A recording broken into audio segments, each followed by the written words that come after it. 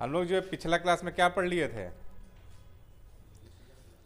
Expansion पढ़े हुए थे ना, और एक्सपेंशन में हम लोग जो है सारा कुछ पढ़ लिए थे, लेंथ वाइज भी पढ़ लिए थे, L naught one plus alpha delta T, है ना। एरिया पढ़ लिए थे, A naught one plus beta delta T.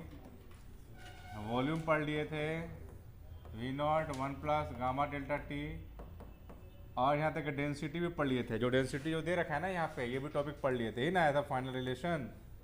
तो डेंसिटी इज इक्वल टू क्या होता है, initial density 1 minus gamma delta T. यह माइनस में हो जाता है क्योंकि टेम्परेचर बढ़ाने से डेंसिटी घटता है, इंक्रीज नहीं करता है, ठीक है। और अल्फा बीटा गामा में रिलेशन देख लिए थे, बीटा इक्वल टू 2 अल्फा होता है और गामा इक्वल टू 3 अल्फा होता है। ये वाला पॉइंट बात कर लिए थे, और न्यूमेरिकल भी देखे हुए थे, ठीक है ना, ये हो गया था। इसके बाद जो है देखो एक टॉपिक आता है बाई मेटेलिक स्ट्रिप, ठीक है ना। ये टॉपिक हम समझा देते हैं, लेकिन इसका डेरिवेशन जो है, ये जो कैसे डेरिवेशन आया है उसका हम अलग से वीडियो बना के हम भेजेंगे, क्योंकि इसमें तुम लोग को जानने की आवश्यकता नहीं है डेरिवेशन, फिर भी अलग से हम ड्राइव करके भेज देंगे, ठीक है ना। तो ये समझो ये कंपटीशन के लिए हो गया, मेंस में क्वेश्चन आ जाता है, मेडिकल में भी क्वेश्चन आ जाता है ना। बायोमेटेलिक स्ट्रिप में देखो मान लेते हैं कि दो स्ट्रिप लिए हुए हैं डिफरेंट मटेरियल्स का, ठीक है ना, दो स्ट्रिप है डिफरेंट मटेरियल्स का, है ना। इसका एक का कोफिशिएंट है ना, ये अल्फा 1, दूसरे कितना है अल्फा 2।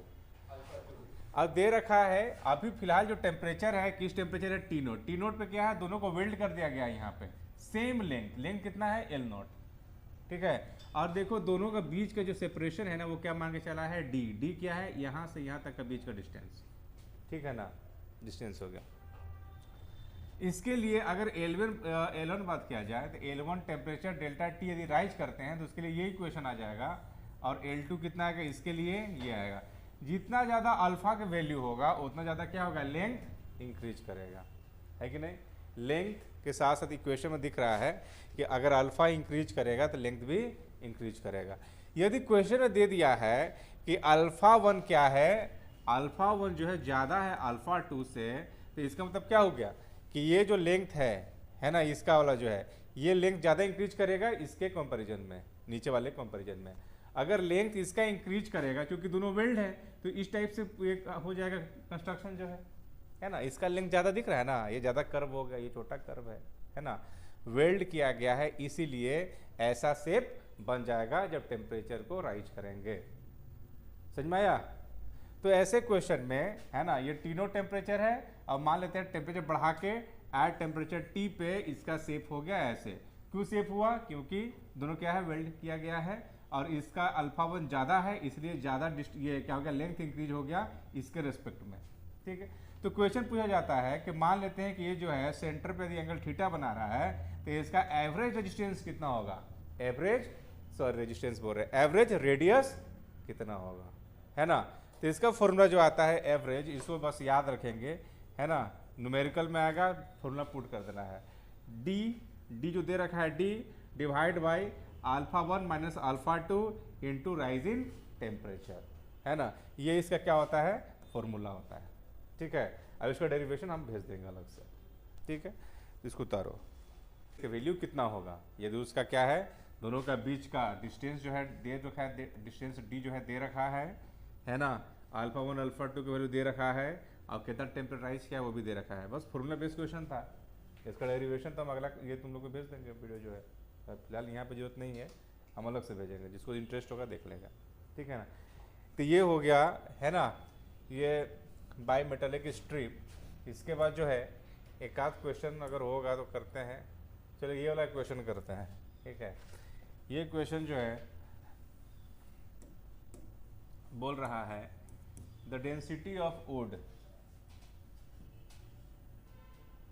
क्या है क्वेश्चन में, the densities of wood and benzene at 0 degree Celsius are 880 kg/m3।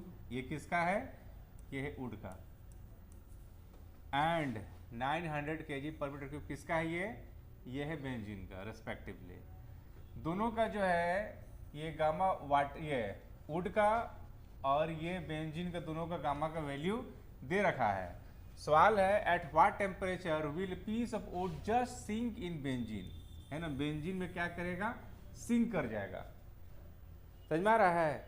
जैसे का है क्या, अगर इस फिगर को देखो, अगर इस फिगर को देखो तो क्वेश्चन ये कह रहा है कि नीचे क्या है, बेंजीन है, नीचे क्या है, बेंजीन है, ठीक है, नीचे है फिगर में, नीचे बेंजीन दे रखा है, ऊपर क्या है, वुड। क्यों ऐसा है? क्योंकि बेंजीन की डेंसिटी ज़्यादा है वुड से, जिसका डेंसिटी कम होता है वो ऊपर रहता है ना। हम चाहते हैं कि कितना टेम्परेचर राइज करे कि जस्ट क्या करे, सिंक हो जाए, उस पर डूब जाए। तो उसके लिए क्या कंडीशन होना चाहिए? उसके लिए कंडीशन ये है कि जैसे ही दोनों का डेंसिटी क्या होगा, सेम होगा, ये क्या हो जाएगा, नीचे गिर जाएगा, सिंक कर जाएगा, है ना।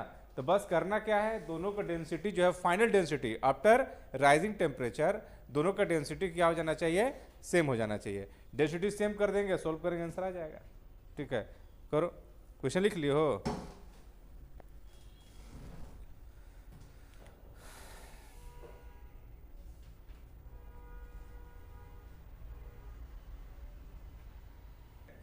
कि वुड का डेंसिटी कम है, वुड का डेंसिटी कितना है, डेंसिटी ऑफ रो लिख देना, डेंसिटी ऑफ वुड दे रखा है ना, वो कितना है, 880, और बेंजीन का कितना दे रखा है, 900, है ना, केजी पर मीटर क्यूब, केजी पर मीटर क्यूब। ये कब है, ये इनिशियल है ना, पहले इतना था, पहले इतना, तभी तो वुड क्या है, बेंजीन के ऊपर रखा हुआ है, सिंक नहीं किया हुआ है। पूछ रहा है किस टेम्परेचर पे वो जस्ट सिंक करेगा, वो जस्ट सिंक तब करेगा जब दोनों का डेंसिटी क्या हो जाएगा, सेम हो जाएगा, है ना। दोनों का टेम्परेचर, एट टेम्परेचर कितना है, T = 0 डिग्री सेल्सियस, है ना। ये किस टेम्परेचर दे रखा है, जो डिग्री सेल्सियस पे ऐसा है। Would will just sink in benzene जब दोनों का डेंसिटी क्या हो जाएगा, डेंसिटी ऑफ वुड और डेंसिटी ऑफ बेंजीन दोनों क्या हो जाएगा, सेम हो जाएगा, सेम हो जाएगा। डेंसिटी इक्वेशन क्या होता है,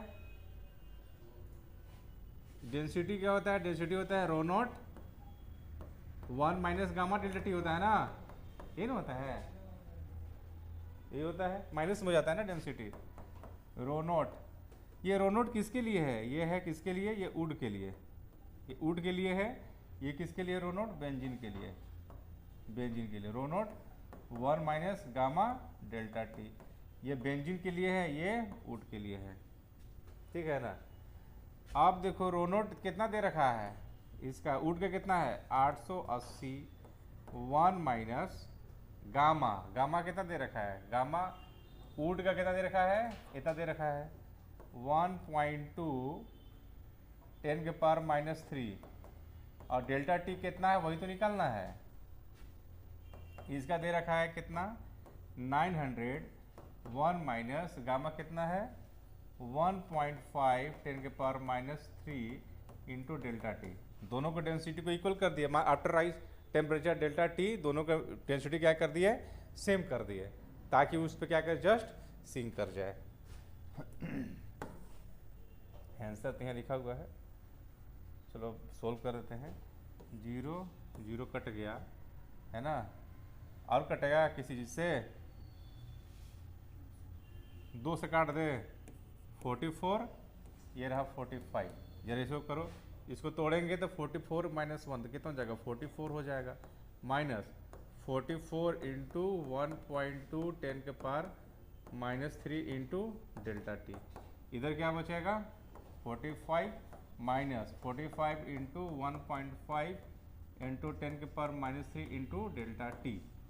अब देखो इसको इधर लेके आते हैं, इसको उधर लेके जाते हैं, 7.5 माइनस 52.8 तो ये आ जाएगा 14 10⁻³ डेल्टा टी, इसको सॉल्व करेंगे तो 14.7 इज इक्वल टू 1।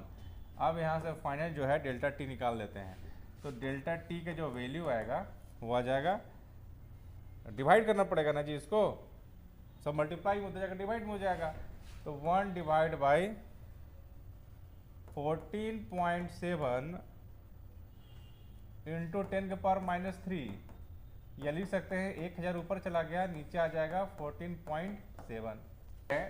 गामा का जो वैल्यू है वो 10⁻³ में है। अगर 10⁻⁻6 में अगर होता तो फॉर्मूला कौन सा यूज करते हैं, 1 माइनस गामा डेल्टा टी, ठीक है ना। -6 में होता तब वो बहुत स्मॉल होता, बहुत स्मॉल है तो उसको अप्रोक्सीमेशन वाला फॉर्मूला यूज करेंगे हम, है ना। ये जो फॉर्मूला है, ये फॉर्मूला आया है, उसमें नोट में लिख लोगे आफ्टर बाइनोमियल, है ना, थ्योरम या अप्रोक्सीमेशन बोल दो, बाइनोमियल अप्रोक्सीमेशन लगाने के बाद ये फॉर्मूला हम लाए थे, अप्रोक्सीमेशन के बाद। तो ये जब गामा के वैल्यू जब 10⁻⁻6 में होगा तब ये यूज करेंगे, क्योंकि इस क्वेश्चन में 10⁻³ है तो इसका जो ओरिजिनल फॉर्मूला होता है ये वाला ये यूज करेंगे, ठीक है ना। ठीक है, तो ये भी वो भी उतार लियो ना। देखो इसमें क्या आंसर है 83.3, यही हमारा एक्चुअल आंसर है, यही एक्चुअल आंसर है। तो ये जो है इसको यूज करेंगे, 10⁻³ में है तो ये वाला करेक्ट है, ठीक है ना, ये वाला करेक्ट नहीं है, ठीक है। तो इसको हम मिटा देते हैं।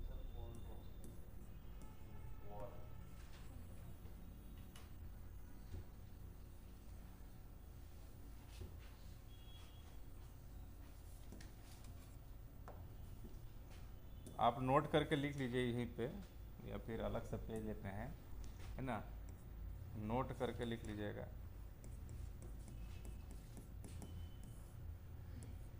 डेंसिटी का फॉर्मूला जो है, डेंसिटी का फॉर्मूला होता है rho naught divide by 1 plus gamma delta T, है ना। यदि गामा क्या है, स्मॉल नहीं है, not small, not very small, तब ये यूज करेंगे। यहाँ पे गामा जो है प्रोपोर्शनल 10⁻³ में है, -2 में है ना, अगर ऐसा रहेगा तो ये यूज करेंगे। और जो आफ्टर जो बाइनोमियल है ना, जैसे रो इज इक्वल टू, यहाँ से लिख लोगे साथ साथ, इसको जब ऊपर भेजेंगे तो 1 प्लस गामा डेल्टा टी के पावर -1। यहाँ पर बाइनोमियल अप्रोक्सीमेशन तभी किया जाता है जब वैल्यू क्या होता है ना, स्मॉल होता है, तभी ये अप्रोक्सीमेशन किया जाता है, ऐसे नहीं किसी के लिए भी बड़ा लार्ज वैल्यू के लिए नहीं होता है। तो यहाँ से गामा का value gamma not 1 minus gamma delta T है, इसको लिख लोगे। ये फॉर्मूला तब यूज किया जाएगा जब गामा क्या है, वेरी स्मॉल, जब वैल्यू क्या है, स्मॉल वैल्यू है, यानी 10⁻⁻6 में है, -7 में है, -8 में है। तो अभी हमारा क्वेश्चन -3 में था तो ये वाला यूज होता।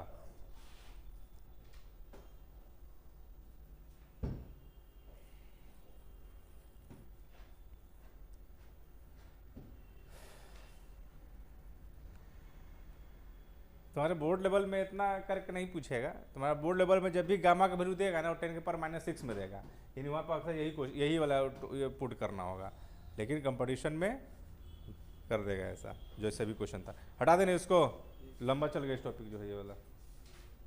चलो ठीक है, ये वाला क्वेश्चन कर लिए थे ना, ये वाला क्वेश्चन कर लिए थे, ठीक है। फिर time period of simple pendulum, time period of simple pendulum, topic लिखिए time period of simple pendulum, है ना, ये आपके एनसीईआरटी में दे रखा है, ठीक है। तो इस टॉपिक में सिंपल पेंडुलम का जो है टाइम पीरियड क्या होता है, 2π√L/g। ये किस चैप्टर में पढ़िएगा आप लोग, SHM ऑसिलेशन, जो चैप्टर है ना, सेकेंड लास्ट चैप्टर। इसके बाद थर्मोडायनेमिक्स, थर्मोडायनेमिक्स के बाद कौन सा आता है, SHM चैप्टर, ठीक है ना। तो SHM चैप्टर में जो पेंडुलम होता है ना, एक रस्सी से, इसका लेंथ L है, इसका जो है मास M है, तो इसका जो टाइम पीरियड क्या होता है, यहाँ से स्टार्ट हुआ है तो वापस यहाँ पहुँच जाए, है ना, एक टाइम पीरियड, एक साइकिल कंप्लीट करने में जो लगा समय क्या कहलाता है, टाइम पीरियड। और टाइम पीरियड का फॉर्मूला क्या होता है, 2 पाई, कैसे फॉर्मूला आया है वो तो वहाँ पर डिराइव करेंगे, है ना। यहाँ पर बस इतना याद रखना है, इसका लेंथ एल है, इसका लेंथ एल नोट है, डिवाइड बाई ग्रेविटी जो है इसका एल बाई जी, ये फॉर्मूला होता है। कैसा है तो वहाँ पर बात करेंगे, अभी मान लेना है कि ये फॉर्मूला होता है ना। देखो ये जैसे कि हम बोले कि जब इसका पेंडुलम का टीनो टेम्परेचर पे लेंथ कितना है, एल नॉट, सुन लो पहले, है ना। टीनो टेम्परेचर पे इस पेंडुलम का लेंथ कितना है, L not. Time period formula क्या हो जाएगा, 2 पाई लेंथ बाई ग्रेविटी, लेंथ कितना है एल नॉट, ग्रेविटी कितना है जी। अब आप टेम्परेचर बढ़ा दिए कितना, डेल्टा टी, कितना राइज कर दिए, डेल्टा टी, तो लेंथ कितना इंक्रीज हो गया, कितना, एल नोट के साथ कितना अल्फा, ये नहीं होता है, इसका फाइनल लेंथ कितना हो जाएगा, L note 1 plus delta T, यही हो जाएगा। ठीक है, इसको उतारिए,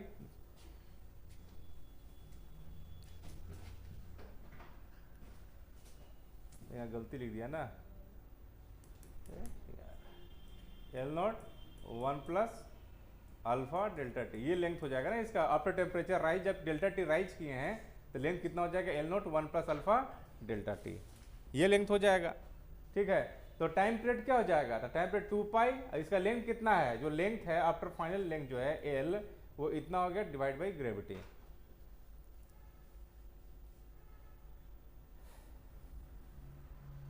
अरे थर्मामीटर नहीं बनाना है भाई, इसके फिगर क्यों बने, तो दिखाने के लिए नहीं, सब समझाने के लिए कि इस टीनो टेम्परेचर पे ये है, ये पीपीटी है, थोड़े के सब डायग्राम शेयर बाग सब रहेगा, सब उतारना है।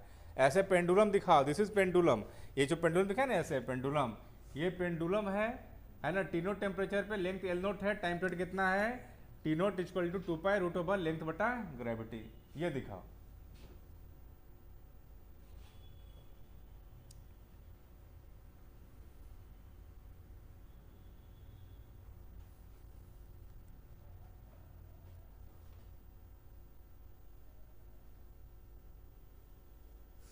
ठीक है, अब इसका जब टेम्परेचर बढ़ गया, एट टेम्परेचर दिस, इसका लेंथ कितना हो जाएगा, एल नोट, इनिशियल लेंथ कितना है, L note 1 plus alpha delta T, ये लेंथ हो जाएगा। तो इसका टाइम पीरियड कितना हो जाएगा, 2 पाई, लेंथ कितना हो गया, लेंथ ये वाला हो गया डिवाइड बाई ग्रेविटी, ये लिख देंगे।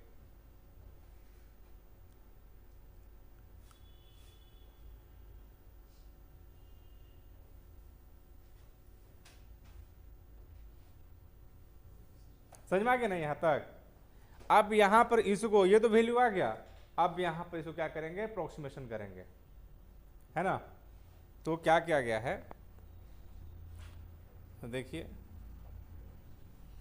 जब दोनों का रेशियो क्या है, टाइम पीरियड का रेशियो क्या है, तो इसका time T divide by this, है ना, रेशियो ऑफ टाइम पीरियड, यहाँ लिखेंगे रेशियो ऑफ टाइम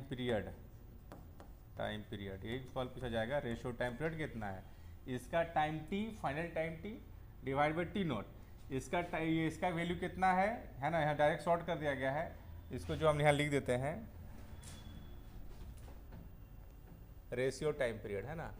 तो यहाँ पर लिख देते हैं, यानी T by T naught is equal to, वे टी कितना है, 2 पाई, लेंथ कितना है, लेंथ हो जाएगा इसका L naught 1 plus alpha delta T, है ना, डेल्टा टी, ये ऐसा रहने दो, divide by G, divide by 2 pi divide by L naught बटा जी, 2 पाई से 2 पाई कट गया, और ये दोनों रूट में है तो रूट में ही डाल देते हैं इसको, है ना। तो ये कितना हो जाएगा, टी बाई टी नॉट कितना हो जाएगा, ये हो जाएगा रूट में ही डाल देते हैं, L naught 1 plus alpha delta T divide by, इसका ग्रेविटी भी है, divide by L not gravity cut गया, एल नॉट कट गया, तो टी बाई टी नोट का जो रेशियो है वो रूट ओवर कितना हो जाएगा, वो हो जाएगा 1 प्लस, है ना, ये हो जाएगा 1 प्लस अल्फा डेल्टा टी, यही बचेगा रूट में।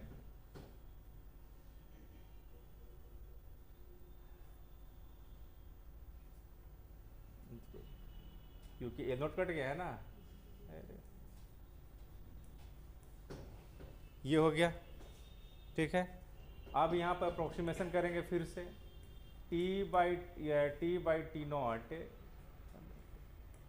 T by T naught is equal to क्या है, ये है 1 प्लस अल्फा डेल्टा टी के पावर कितना है 1/2। पावर कितना है, रूट को हटाएंगे तो पावर 1/2 हो जाएगा। अब जब अप्रोक्सीमेशन जब करते हैं तो क्या हो जाता है, पहला 1 1 रखता है, दूसरे में पावर मल्टीप्लाई, तो ये हो जाएगा अल्फा डेल्टा टी बाई 2, ये हो जाएगा। ये जो यहाँ लिखा हुआ है शॉर्ट में ये लिख दिया है ना। तो दोनों का रेशियो कितना हो जाएगा, टी बटा T naught is equal to 1 plus 1/2 alpha delta T, ये लिख लीजिए रेशियो। डायरेक्ट लिखिए, क्वेश्चन आता है डायरेक्ट पुट कर देंगे, इतना करने की आवश्यकता नहीं है। यहाँ पे चूंकि हम लोग समझ चुके हैं कि दोनों का रेशियो कितना इतना है, टी बाई टी नॉट का वैल्यू आ चुका है 1 प्लस 1/2 अल्फा डेल्टा टी। दोनों में -1 घटा देते हैं, टी बाई टी नॉट में यहाँ -1 कर देते हैं, 1 plus half alpha delta T में भी -1 कर देते हैं, तो ये हो जाएगा T minus T naught by T naught is equal to, ये 1 कट गया, सीधे क्या मिलेगा, हाफ अल्फा डेल्टा टी। अब देखिए ये क्या है, ये चेंज इन टाइम है ना, change in time per unit time lapsed, ये इसको क्या बोलेंगे, यही लिखा हुआ है, this is change in time, है ना। ये बाद में इतना टाइम हो गया, पहले कितना था, इतना था, दोनों में कितना टाइम चेंज हुआ, ठीक है। तो क्या हो गया, change in time per unit time lapsed, ये फॉर्मूला आ गया, इसका वैल्यू कितना आया, दिस इज, ये क्वेश्चन है।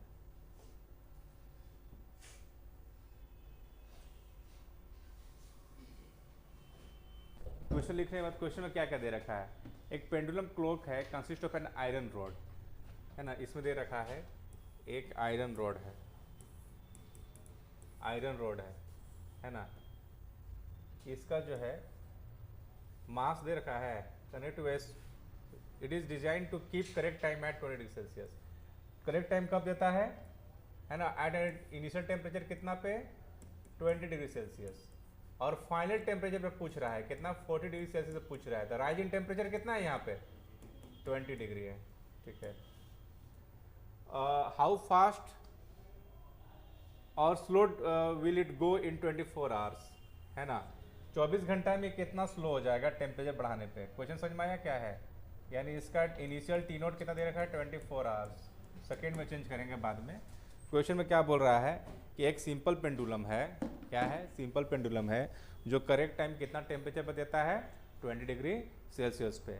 यदि इसका टेम्परेचर बढ़ा दिया जाए 40 डिग्री सेल्सियस कर दिया जाए, इसका 24 घंटा में कितना टाइम जो है लॉस करेगा या फिर गेन करेगा। टाइम बढ़ाने पर क्या होगा, टाइम पीरियड चेंज हो जाएगा ना उसका, तो कितना करेगा, लॉस होगा या गेन करेगा, कितना करेगा, वो वैल्यू कितना होगा।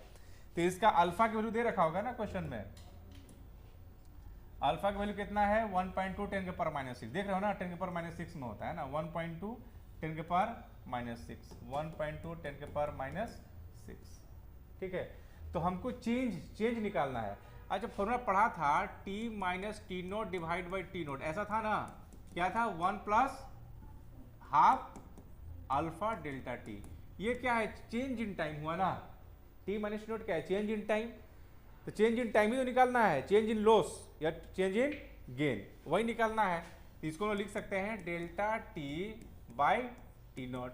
तो डेल्टा टी को हम लोग निकालना है, जैसे यही निकालना है, डेल्टा टी निकालेंगे तो कितना हो जाएगा, half alpha delta T into T note, ऐसे ही करेंगे ना, ये हो जाएगा फॉर्मूला।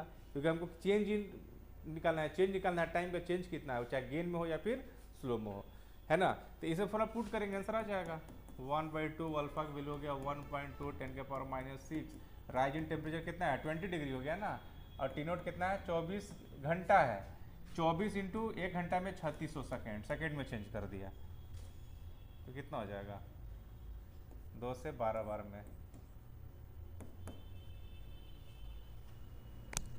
तो ये आंसर आ जाएगा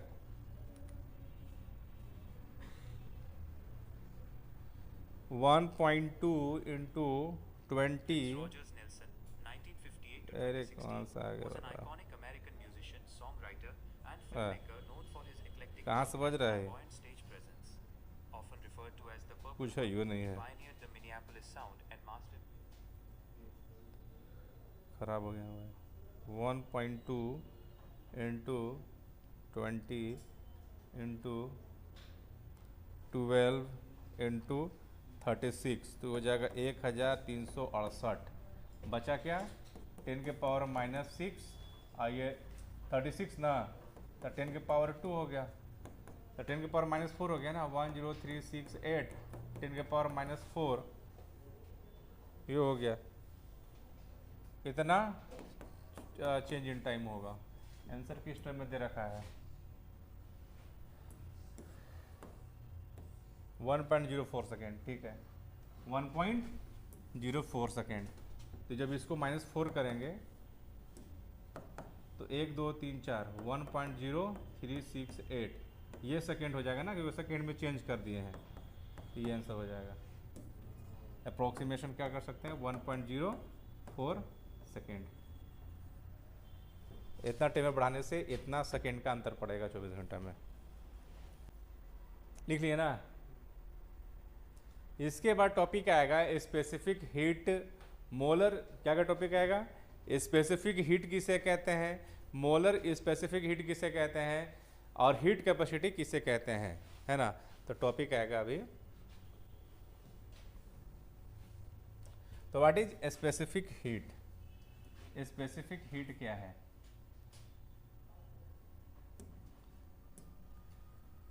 स्पेसिफिक हीट एक ऐसा हीट है ना कितना हीट दे, समझना क्या है स्पेसिफिक हीट। एक यूनिट मास को 1 केजी मास को, यूनिट मास मतलब 1 केजी मास को 1 डिग्री टेम्परेचर बढ़ाने में कितना हीट दे वो हीट क्या कहलाएगा स्पेसिफिक हीट। क्या समझे। Amount of heat required to raise 1 degree temperature of unit mass is called specific heat. Definition क्या लिखा हुआ है, डेफिनेशन लिखा हुआ है the specific heat of a substance may be defined as the amount of heat required to raise the temperature of unit mass of the substance through 1 degree. 1 degree a unit mass को 1 degree temperature बढ़ाने में लगा heat क्या कहलाएगा specific heat. यानी specific heat को सी से note करते हैं तो कैसे पढ़ेंगे अमाउंट ऑफ हीट, क्या पढ़ेंगे amount of heat per unit mass per unit temperature, ऐसे पढ़ेंगे ना। क्या पढ़ेंगे heat per unit mass per unit temperature, कितना हीट दे एक यूनिट मास को यूनिट टेम्परेचर बढ़ाने के लिए 1 डिग्री टेम्परेचर बढ़ाने के लिए, उसको क्या बोलेंगे स्पेसिफिक हीट सी। ठीक है ना। इसका SI यूनिट कैसे लिखेंगे, SI यूनिट क्या होगा, ये क्या होगा जूल हो गया ना, क्या हो जाएगा जूल पर केजी पर केल्विन, क्या हो जाएगा जूल पर केजी पर केल्विन, ये हो गया SI यूनिट है ना। CU यूनिट क्या हो जाएगा कैलोरी पर ग्राम पर डिग्री सेल्सियस, कैलोरी पर ये ग्राम, ये क्या हो गया जीरो, ये सॉरी ये 0 इस डिग्री सेल्सियस का है ना, डिग्री सेल्सियस। ठीक है जल्दी से लिखो।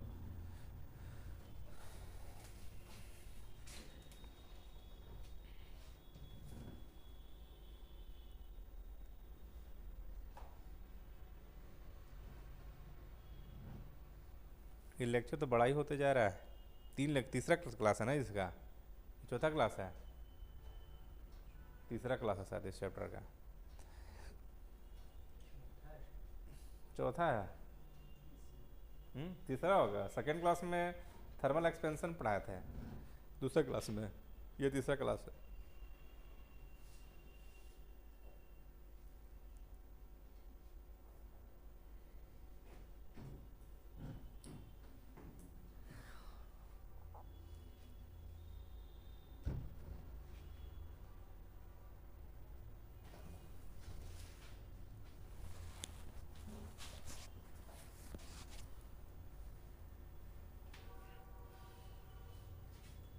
लिख लिए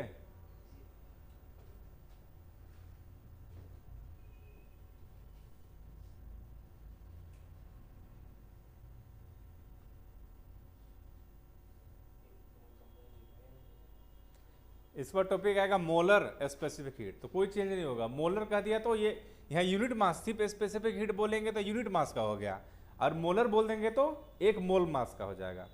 सेम डेफिनेशन हो जाएगा, यूनिट मास पर क्या हो जाएगा यूनिट मोल हो जाएगा यदि मोलर स्पेसिफिक हीट आया तो। लिख लिए ना। इसके बाद का टॉपिक क्या है molar specific heat, molar specific heat क्या हो जाएगा, amount of heat required to raise 1 degree temperature of unit mole, है ना। The molar specific heat of substance defined as the amount of heat required to raise the temperature of 1 mole of the substance through 1 degree, through 1 degree. एक mole substance को 1 degree temperature बढ़ाने में लगा heat का amount क्या कहलाएगा, molar specific heat कहलाएगा। यहाँ पर क्या आ जाएगा, सी, मोलर के सी ही यूज करेंगे, डेल्टा क्यू, यहाँ पर मास के ऊपर क्या हो जाएगा, मोल हो जाएगा और टेम्परेचर हो जाएगा। यानी यदि इसका SI यूनिट बात करेंगे तो क्या जूल, ये मोल क्या हो जाएगा, पर मोल, वहाँ पर केजी हो रहा था ना, अब यहाँ पर मोल हो जाएगा और पर केल्विन हो जाएगा। CGS क्या हो जाएगा, कैलोरी पर मोल पर डिग्री सेंटीग्रेड, यह लिखा हुआ है।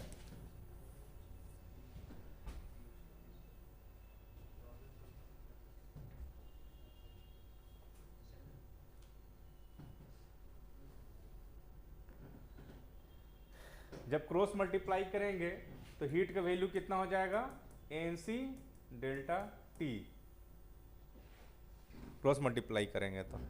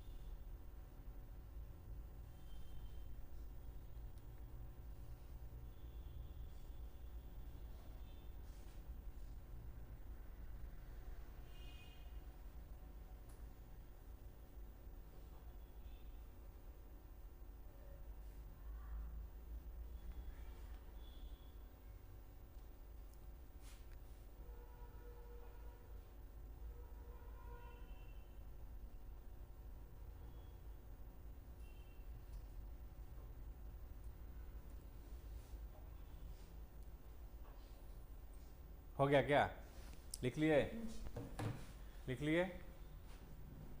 इसके बाद आएगा थर्मल कैपेसिटी, है ना, या हीट कैपेसिटी, या हीट कैपेसिटी।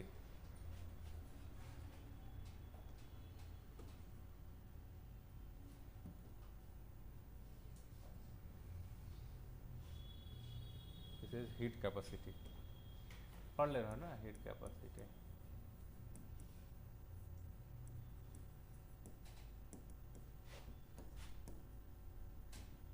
थर्मल हीट एक ही हुआ, देखो स्पेसिफिक हीट लिखा रहे या फिर हीट कैपेसिटी, अंतर बस इतना है कि हीट अगर स्पेसिफिक हीट बोले तो यूनिट मास के लिए है, जैसे यहाँ पर बोले थे ये क्या था, स्पेसिफिक हीट, तो स्पेसिफिक हीट बोले तो यूनिट मास के लिए है, ठीक है ना।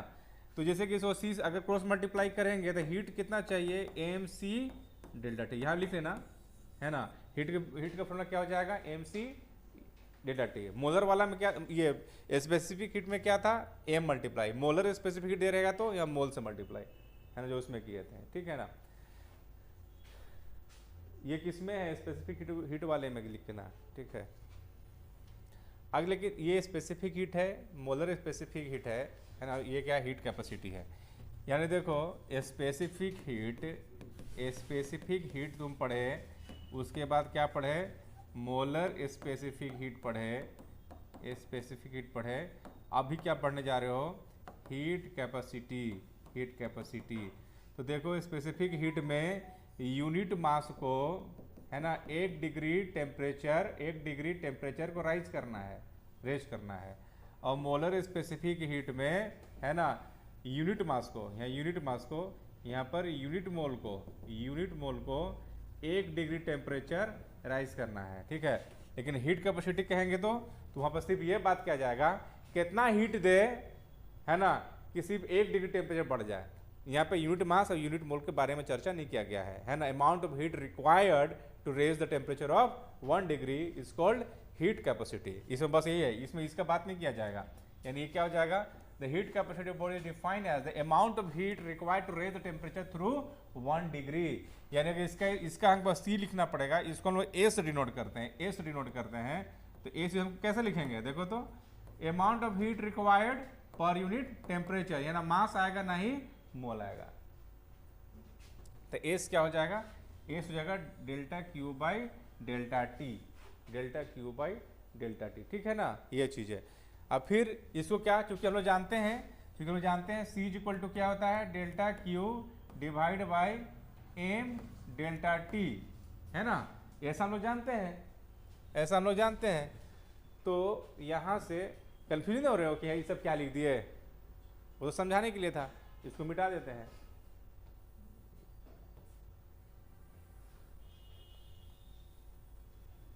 What is heat capacity, A से डिनोट करेंगे इसको, क्या होता है, amount of heat required to rise 1 degree temperature. और स्पेसिफिक हीट क्या होता है, C delta Q divide by mass delta T.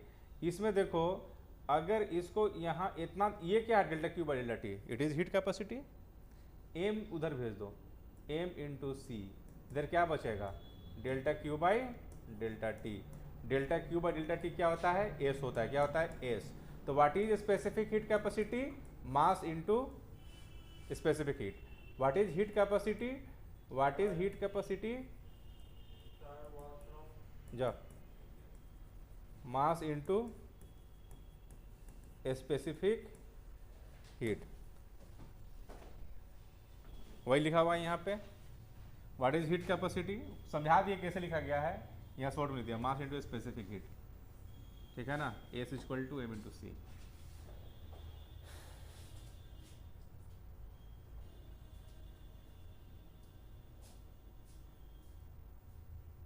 समझ में आ रहा है, तीनों स्पेसिफिक हीट क्या है, मोलर हीट स्पेसिफिक हीट क्या हुआ, और हीट कैपेसिटी क्या हुआ।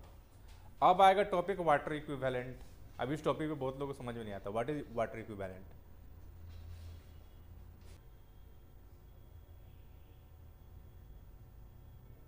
ठीक है ना, इसके बाद जो टॉपिक है बहुत महत्वपूर्ण है ना, समझना इस बात क्या कहता है, what is water equivalent. Water equivalent क्या है, तो समझो, यदि कोई सॉलिड सब्सटेंस दे रखा है ना, उसको 1 डिग्री टेम्परेचर बढ़ाने में मान के चलिए कुछ हीट दिए, 1 डिग्री टेम्परेचर देने में, उसको बढ़ाने में, है ना, जो हीट दिए, है ना, उतना ही हीट अगर वाटर को देंगे तो वाटर में कितना मास 1 डिग्री टेम्परेचर इंक्रीज करेगा।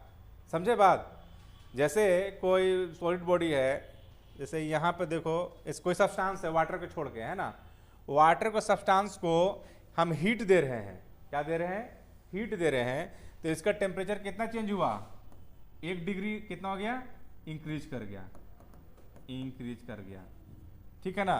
तो वो हीट कितना दिया होगा, कुछ 10 जूल 20 जूल 1000 जूल कुछ दिया होगा, हीट दिया होगा उसको। यानी किसी अदर सब्सटेंस को, है ना, 1 डिग्री टेम्परेचर बढ़ाने के जो हीट दिए, कितना दिए, क्यू दिए, है ना, उतना ही हीट यदि हम इसको दे दे, वाटर को, उतना ही हीट वाटर को दे दे, तो इसको 1 डिग्री टेम्परेचर बढ़ाने में, है ना, कितना मास जो है 1 डिग्री टेम्परेचर बढ़ेगा, इस मास को हम लोग क्या बोलते हैं, वाटर इक्विवेलेंट, है ना। समझो फिर से, नहीं समझ में आया होगा, है ना, कंफ्यूज हो जाओगे। जैसे हम बोले किसी सब्सटेंस को 1 डिग्री टेम्परेचर बढ़ाने के लिए कुछ हीट दिए, मान के चले को हीट दे दिए हम 100 जूल, कितना हीट दिए, मान लो ऐसे ही 100 जूल, 100 जूल इसको दिए, इस सब्सटेंस को कितना इंक्रीज कर गया इसका टेम्परेचर, कितना 1 डिग्री, ठीक है ना। और कितना मास, इसका मास मान लेते हैं, इसका एम मास है ना, यानी इसका मास कितना दे रखा है, एम मास, इसका टोटल मास कितना है एम, इसको हीट कितना दिया क्यू, टेम्परेचर कितना इंक्रीज हुआ 1 डिग्री। तो क्या लगता है तुमको इतना ही टेम्परेचर इसको भी देंगे तो क्या एम मास ही क्या होगा 1 डिग्री राइज करेगा, जरूरी ना है। इधर लिया सब्सटेंस, इधर लिया सब्सटेंस, इधर लिया सब्सटेंस, ठीक है ना, इसको हमने हीट दिया तो एम मास क्या है 1 डिग्री टेम्परेचर राइज कर गया, ठीक है ना। ये हीट कितना भी हो सकता है, मान लेते हैं 100 जूल मान लिया, है ना। वही जो है वाटर का कितना मास, कितना वाटर का मास जब इतना ही हीट देंगे, इतना ही हीट देंगे 100 जूल, ताकि ये 1 डिग्री टेम्परेचर राइज कर जाए, 1 डिग्री टेम्परेचर बढ़ जाए, राइज कर जाए, ये मास क्या कहलाता है, water equivalent.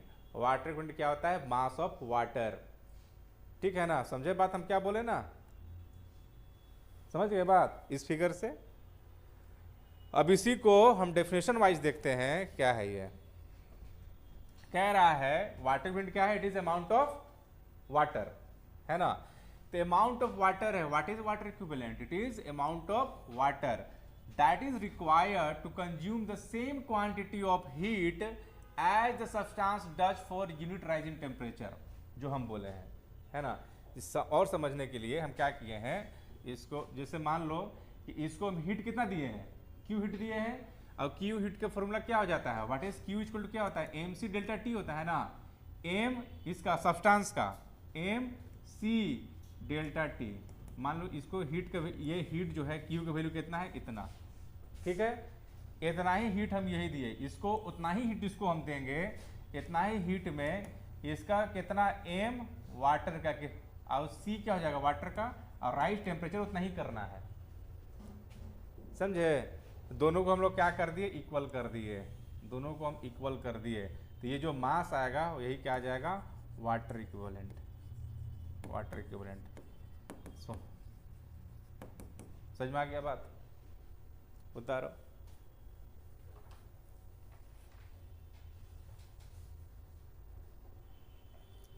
mw is the water equivalent of the substance. चूंकि ये मास है तो ऐसा यूनिट क्या हो जाएगा, ये केजी होगा ना, इसको हम लोग किसे मापेंगे, केजी ऐसा यूनिट है ना, और सीजीएस में क्या होगा, ग्राम।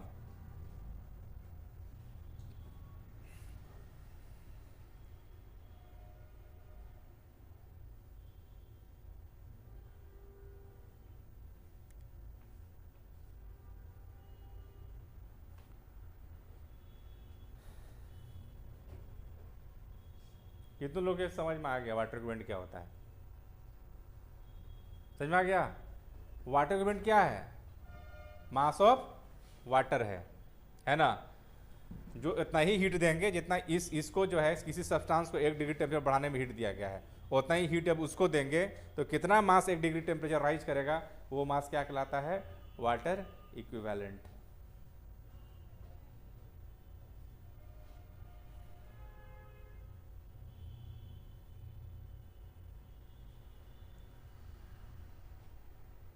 देखो हम ये सी से डिनोट किए हैं, इसमें जरा ए से डिनोट किया है ना, तो कंफ्यूज नहीं हो गए, इसको ऐसे लिख दो, एम इसके लिए क्या हो जाएगा, दोनों में हीट सेम चाहिए ना, सेम हीट चाहिए, ठीक है, तो इसको लिखोगे एम सी डेल्टा टी, ये सी किसका है, सब्सटेंस का है, is equal to M of water, ये मास किसका है, ये मास है सब्सटेंस का, M C water into delta T दोनों में सेम टेम्परेचर राइज होना है, तो एम डब्ल्यू कितना हो जाएगा, एम डब्ल्यू हो जाएगा एम सी किसका, सब्सटेंस का, है ना, यहाँ ए से डिनोट किया है, divide by C of water. हम देखो यहाँ ए से डिनोट किया गया है, हम किससे करते हैं, सी से, ठीक है।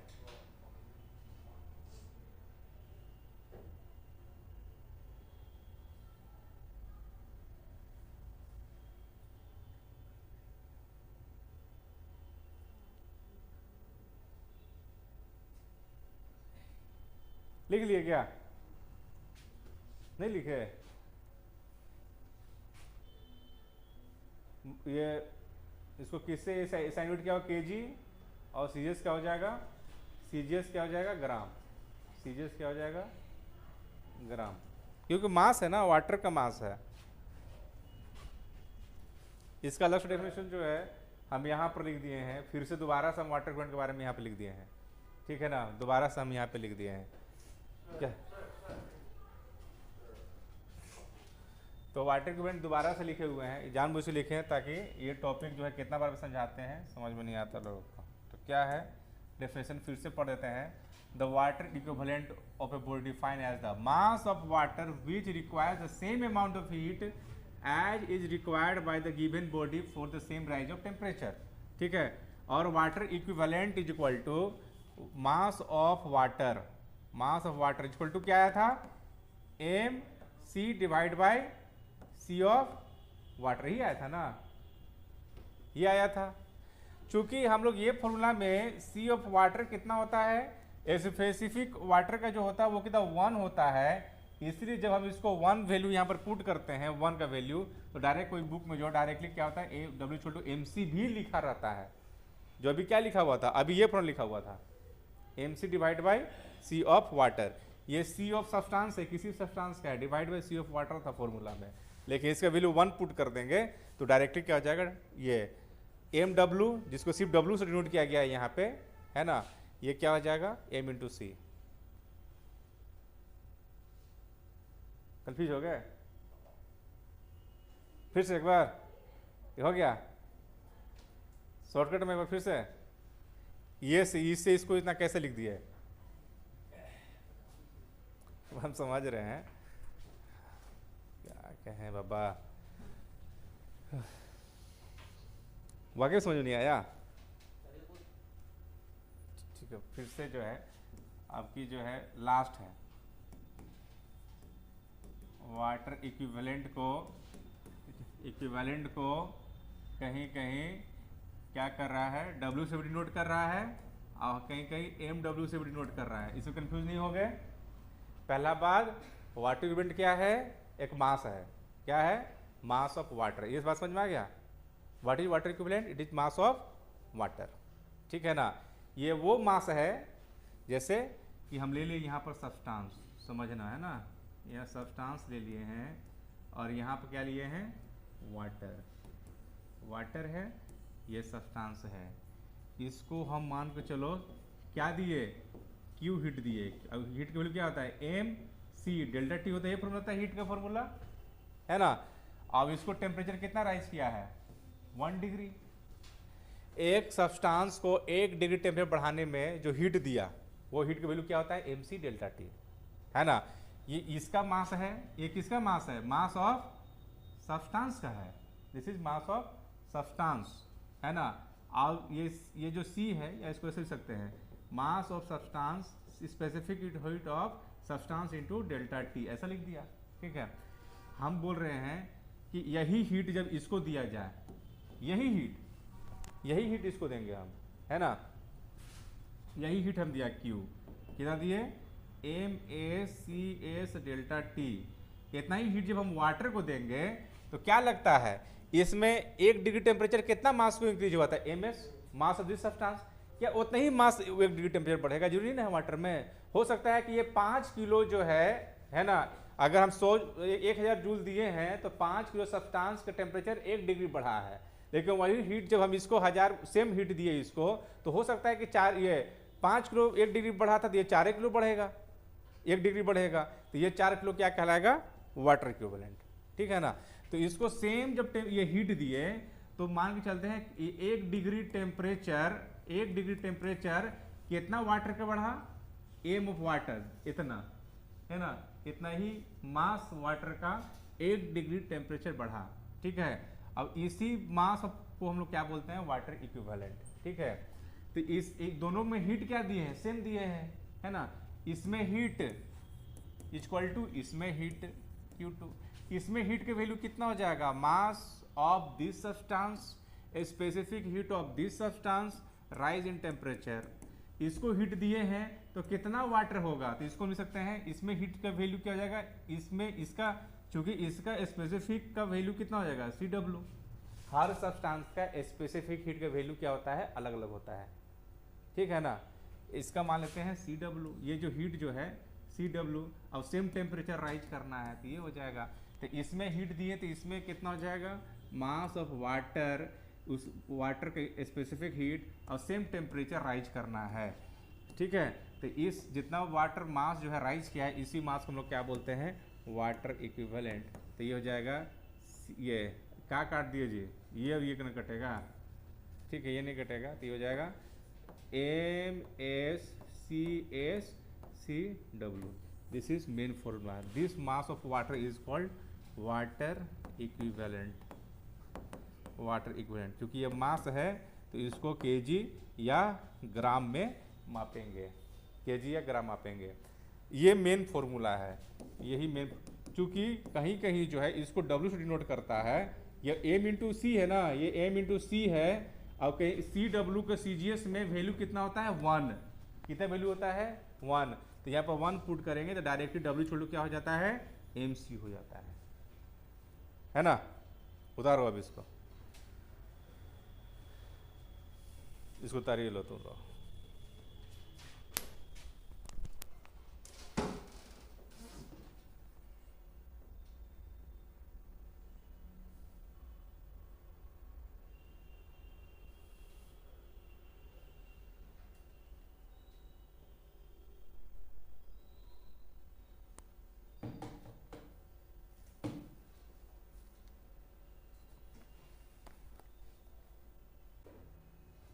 पता नहीं कितना समझ में आया होगा। चलो इसके बाद लिखेंगे, अब टॉपिक है ना, लिखेंगे कैलोरीमीट्री। कैलोरीमीट्री, कैलोरीमीट्री किसे कहते हैं, ये साइंस का वो ब्रांच है, फिजिक्स का वो ब्रांच है जो हीट के मेजरमेंट्स को डील करता है, हीट के मेजरमेंट है ना, कितना हीट का वैल्यू है। तो लिखेंगे the branch of physics, the branch of physics, साथ साथ चलिए डेफिनेशन थोड़ा सा, the branch of physics that deals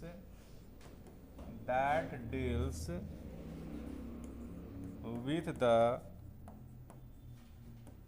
measurement of heat is called calorimetry.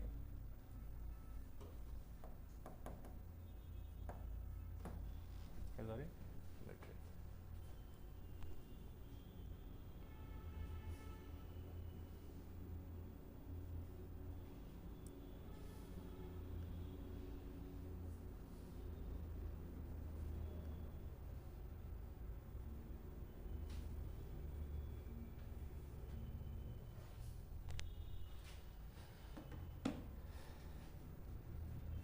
इसका प्रिंसिपल क्या है, principle of calorimetry, principle of calorimetry.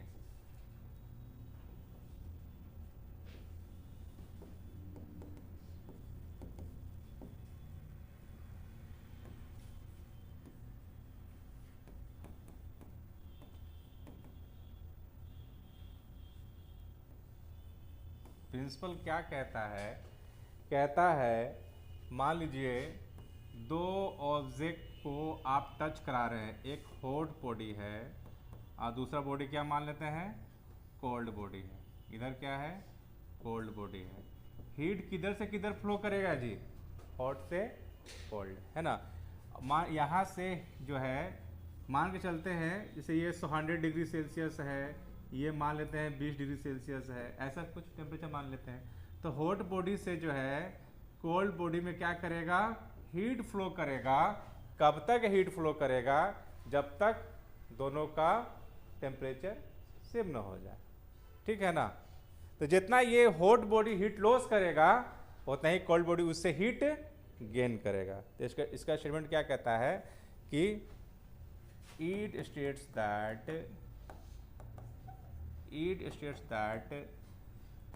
heat loss by, कौन loss कर रहा है?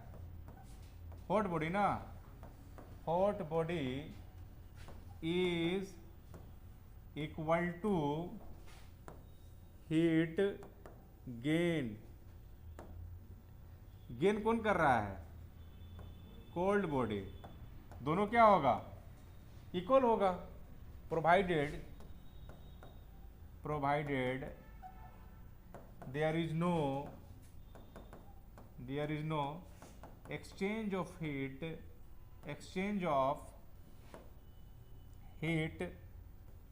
to surrounding। ऐसा मान लेना है कि सराउंडिंग के साथ कोई टेम्परेचर या हीट एक्सचेंज नहीं हो रहा है, मतलब इसमें लॉस जो है सराउंडिंग में नहीं हो रहा है, सारा हीट जो इधर गया उतना ही हीट होगा। यानी हम लिख सकेंगे heat loss is equal to heat gain. Heat loss by hot body, heat gain by cold body, दोनों क्या होगा? सेम होगा।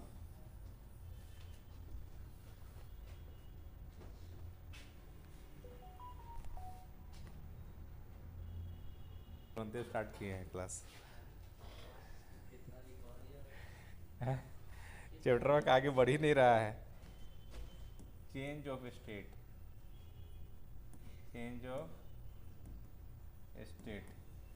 है ना। लिखेंगे पहला मेल्टिंग ऑफ सॉलिड।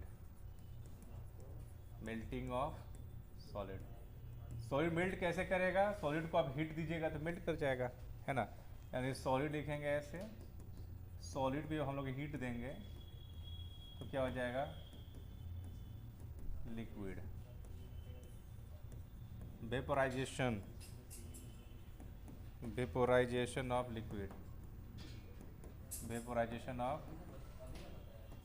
लिक्विड, अब लिक्विड को हीट करेंगे। लिक्विड को जब हम लोग हीट देंगे तो ये वेपर में चेंज हो जाएगा,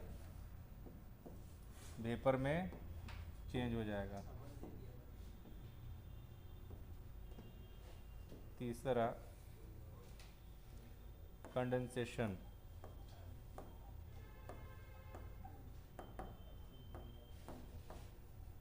ऑफ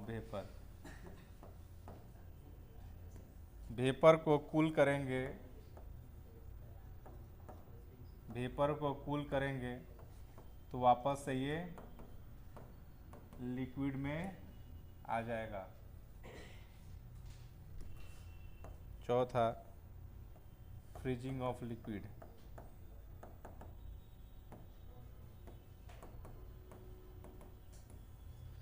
लिक्विड को कूल करेंगे तो क्या आ जाएगा?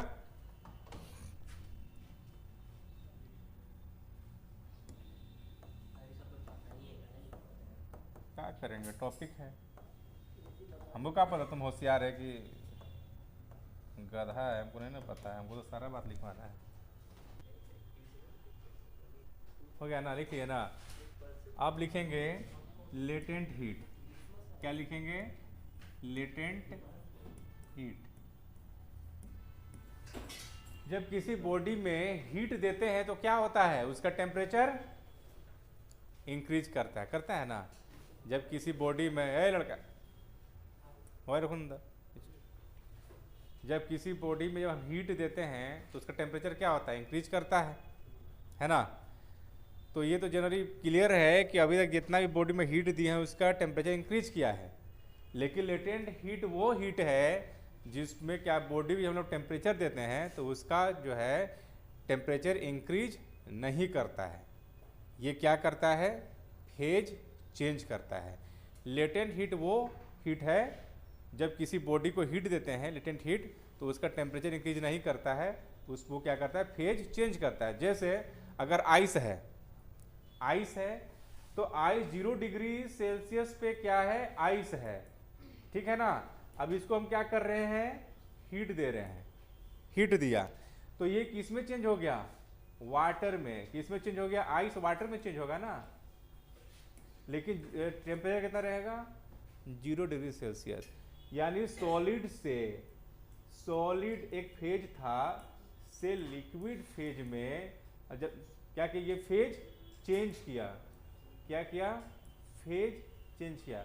क्या ये हीट जो है इसका टेम्परेचर को इंक्रीज किया, ये किया ना। जब 0 डिग्री सेल्सियस पे आइस था, टेम्परेचर ये हीट दिया तो आइस वाटर में चेंज हो गया और टेम्परेचर इंक्रीज नहीं किया। तो इस हीट को हम लोग क्या बोलते हैं, लेटेंट हीट। क्या बोलते हैं, लेटेंट हीट। लेटेंट हीट वो हीट है जो किसी ऑब्जेक्ट को देते हैं तो वो सिर्फ फेज चेंज करता है, टेम्परेचर इंक्रीज नहीं करता है। ठीक है,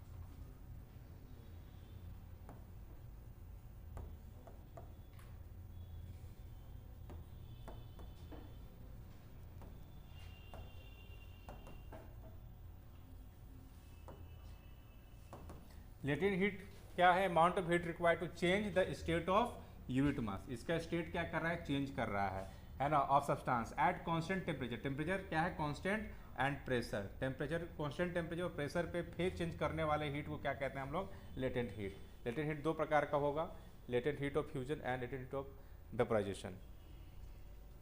तो लिखो ना, लिखो।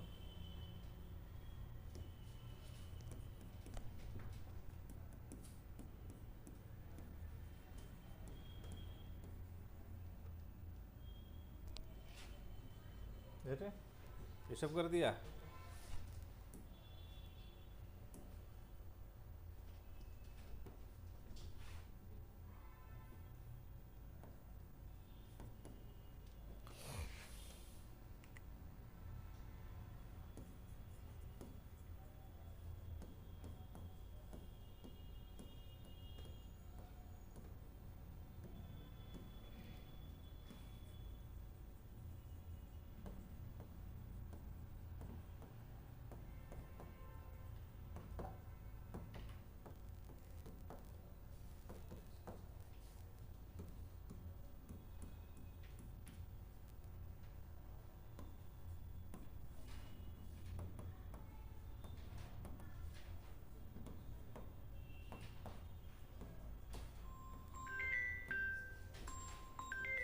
हेलो,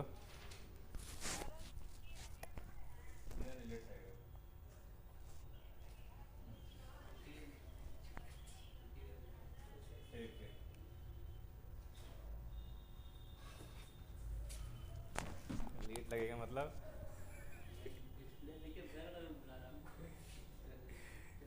घर लायक काम कराना।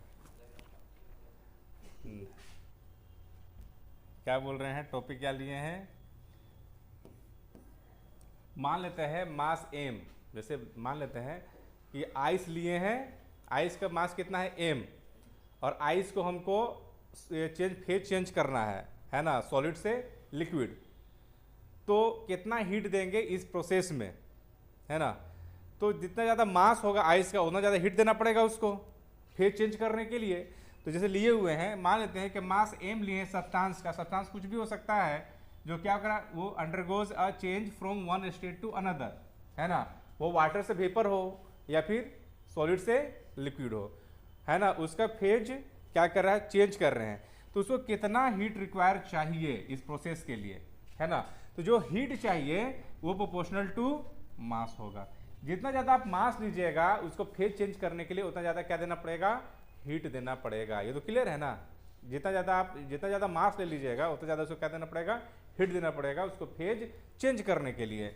यानी Q is proportional to mass m, और जैसे ही प्रोपोर्शन हटाएंगे कांस्टेंट टर्म आ जाएगा L इंटू एम। इस प्रोपोर्शनल कांस्टेंट को L को हम लोग क्या बोलते हैं, लेटेंट हीट। क्या बोलते हैं, लेटेंट हीट। हिंदी में इसको बोलते हैं गुप्त उष्मा, छिपा हुआ उष्मा। ऐसा स्मार्ट जो टेम्परेचर को इंक्रीज नहीं करता है, क्या करता है, फेज चेंज करता है ना, उसमें लोग क्या बोलते हैं, लेटेंट हीट।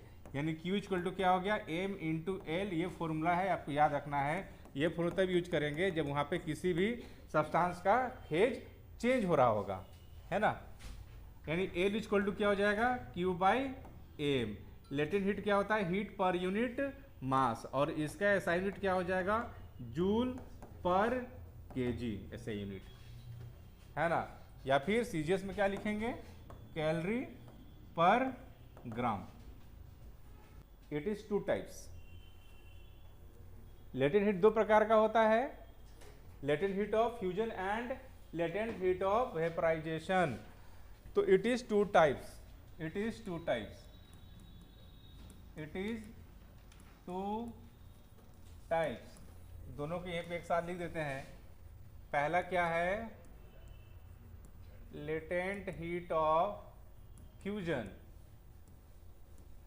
है ना, या इसको लेटेंट हीट ऑफ मेल्टिंग भी बोलते हैं, इसको एल एफ से डिनोट करते हैं, इसको लेटेंट हीट ऑफ मेल्टिंग भी बोलते हैं, latent heat of melting. It is amount of heat required, it is amount of heat required to change its state of unit mass, of unit mass at its melting point, at its melting point is called latent heat of fusion, latent heat of fusion LF।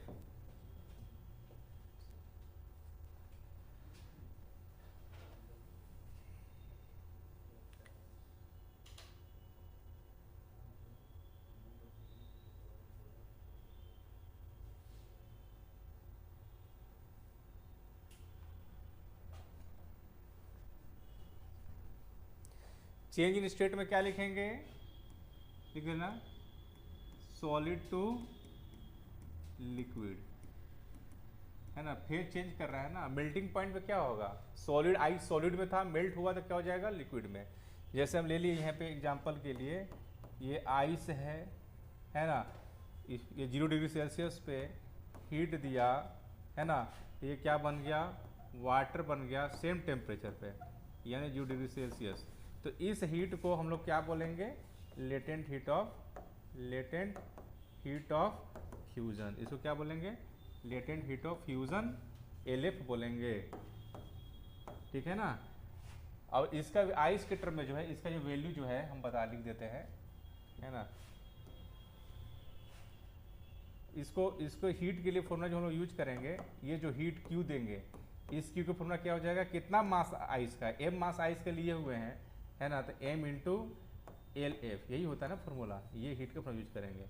और L F of ice, ice का latent heat कितना होता है, latent heat of fusion ice का कितना होता है, तो उसको हम लिख देते हैं।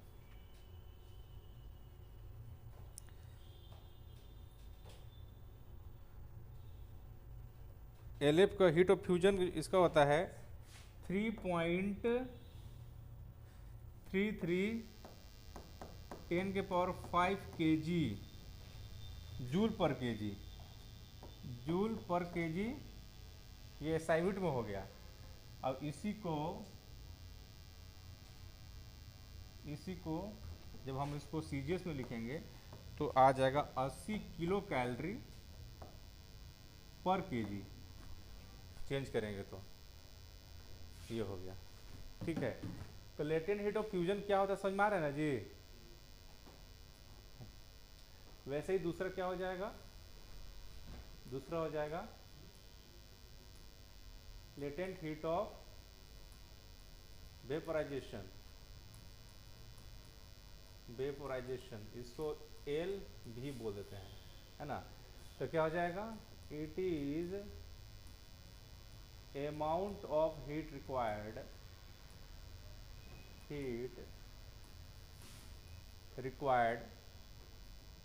of unit mass to change its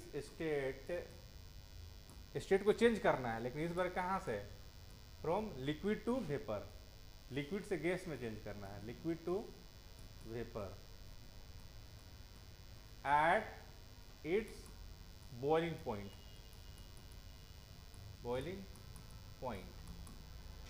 ठीक है, also called latent heat of boiling point, इसको लेटेंट ऑफ वेपराइजेशन बोलते ही हैं, also called latent heat of boiling. इसमें क्या करेंगे, इसे मान लिया कि हमने जो है वाटर लिया है 100 डिग्री सेल्सियस पे क्या हो रहा होगा, बॉयल हो रहा होगा, है ना। अब ये 100 डिग्री सेल्सियस से इसमें चेंज हो गया, वेपर में, गैस में चेंज हो गया, टेम्परेचर उतना ही 100 डिग्री सेल्सियस में, तो कितना इसको हीट दिए हैं कि 100 डिग्री सेल्सियस वाटर में भी है और 100 डिग्री सेल्सियस वेपर में भी है, तो इसको हीट दिए होंगे। इस हीट को हम लोग क्या बोलते हैं, लेटेंट हीट ऑफ वेपराइजेशन। ये जो हीट दिए हैं, क्यू जो हीट दिए हैं, वो लेटेंट हीट ऑफ वेपोराइजेशन कहलाएगा, ठीक है। और इसमें यदि इसका मास m है, तो Q का फॉर्मूला क्या हो जाएगा, m इंटू एल भी, और लेटेंट हीट ऑफ वाटर क्या हो जाएगा, लेटेंट हीट ऑफ, याद नहीं रखना है वो वैल्यू जो है क्वेश्चन में, जब क्वेश्चन रहेगा ना तो वो दे दिया रहता है।